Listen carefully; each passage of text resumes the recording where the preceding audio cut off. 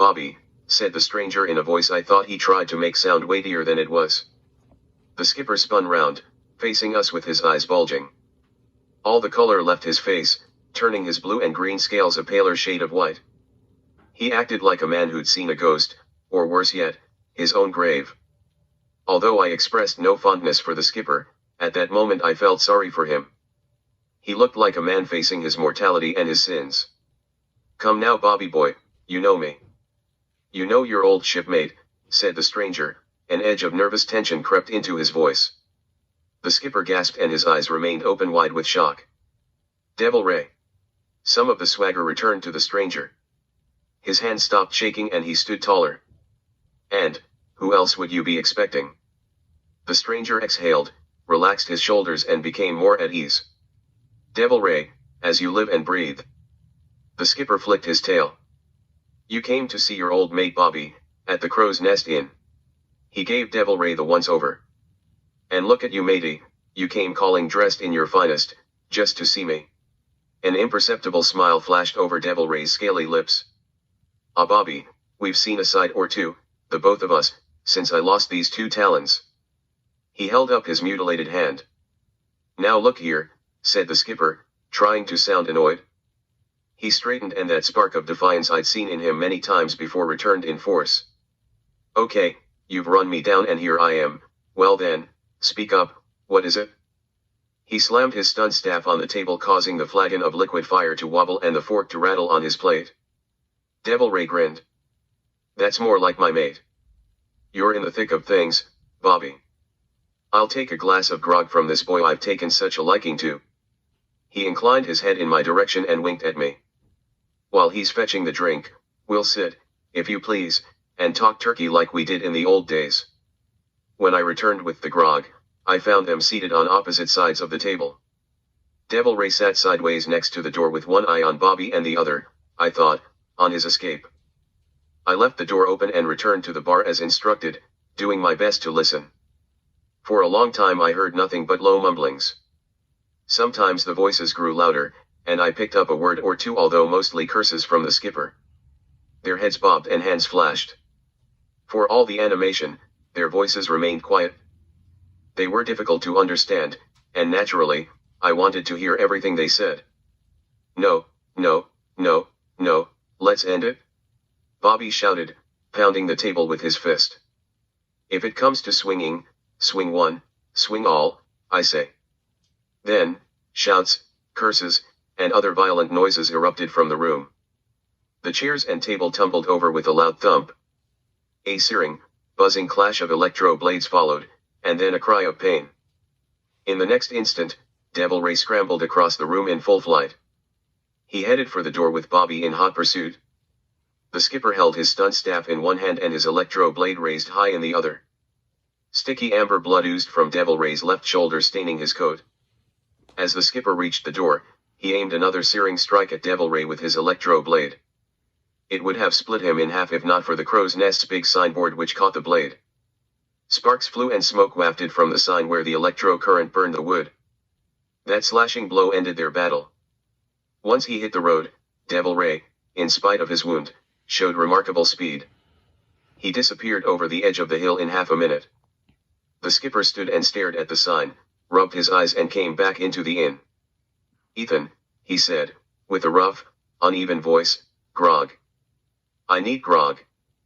As the skipper spoke, he wavered and caught himself with his tail against the wall, then walked to a table and took a seat. I stared in disbelief.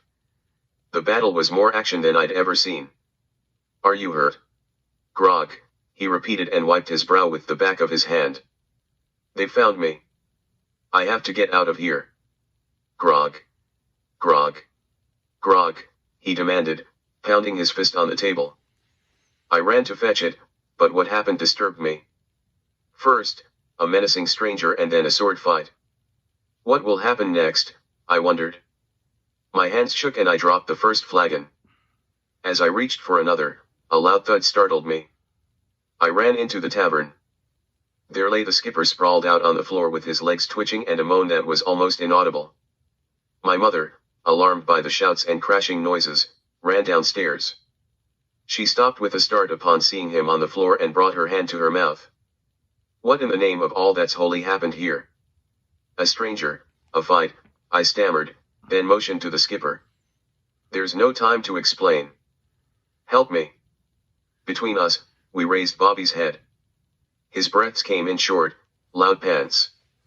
It was difficult to keep my composure because his eyes remained closed and his face turned yellow. My mother shook her head and caused the dark curls that framed her face to jiggle. Dear God, he's going to die and be murdered under our own roof. Now we'll have the authorities here poking around and asking questions. And the neighbors, what will the neighbors think? This is the last thing our regulars need. The skipper will ruin us yet. She pushed a ringlet of curls out of her eyes and frowned. We don't need this kind of trouble with your poor father on his deathbed.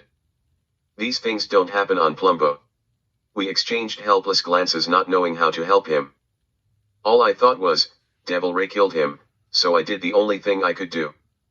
I brought the grog he asked me to get. My mother tilted his head back, and I tried to pour it down his throat, but his jaws clamped shut.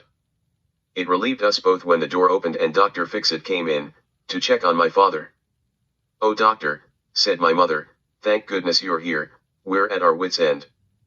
We can't see any blood and don't know where he's wounded. Dr. Fixit removed his hat, set it on a table, and shook his head with disdain. Wounded? Poppycock.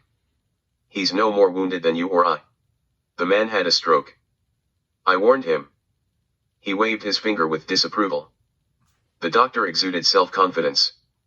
It was mixed with an imperious air which rubbed some people the wrong way. For once, I appreciated his take-charge demeanor. That was what my mother and I needed at the moment. Forthwith, Mrs. Fox, go upstairs to your husband and tell him nothing about what's happened here if you can help it. I'll come up soon. He sighed and shook his head, looking down at the skipper with resignation. I must do my best to save this indolent fellow's useless life. His white brows knitted together, and he gave me a stern expression, Ethan, get me a basin. When I returned, the doctor had already ripped open the skipper's sleeve. He exposed his thick scaly arm revealing several engraved holograms. Luck be me lady. A fair wind blows, and Bobby Blackstar's one wish. Each was neatly drawn on his forearm, and near his shoulder was a man hanging from the gallows. I thought the image looked realistic. The artist designed it with precision and spirit. As Dr. Fixit ran his finger over the images, one by one they came to life in their three-dimensional glory. Prophetic, said the doctor, touching the gallows image with his finger. And now, Master Bobby Blackstar, if that is your name, we'll test the condition of your blood. We'll see whether I can clear your arteries. His eyes fixed on me with a firm resolution. Ethan, are you afraid of blood or drill worms? No sir. Good on you then, hold the basin under his arm. He took his lace cutter and opened a vein with a pair of sonic pincers. Then he inserted several drill worms from a vial he took from his bag. Dr. Fixit used the entire vial of drill worms before the skipper opened his eyes. He gazed around the room and recognized the doctor. His frown was unmistakable. His eyes found me, and he appeared relieved. The color in his face returned, and he tried to stand. Where's Devil Ray? There is no Devil Ray here, said the doctor. You've been drinking grog and you suffered a stroke. Just as I warned you, and against my better judgment I dragged you headfirst out of the grave, Mr. Blackstar. That's not my name, he said. The doctor suppressed a sneer. As if I care. It's the name of a swash with whom I'm acquainted, so I'll call you by that name for consistency's sake. Dr. Fixit put his equipment back into his bag and used a stern voice. I have one thing to tell you, one glass of grog won't kill you. But if you take one you'll take two, and I'll stake my name on it.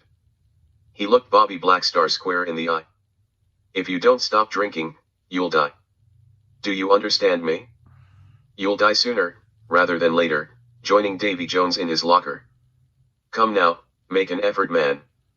He leaned over and grabbed his arm. I'll help you to your bed. The two of us, without the aid of his anti-gravity belt and with determined resolution, lifted him upstairs. Then put him in bed, where his head hit the pillow as if he fainted.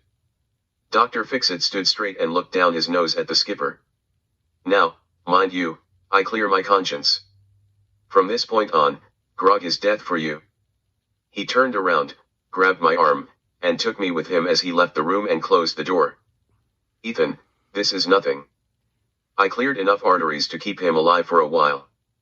He should remain in bed for a week.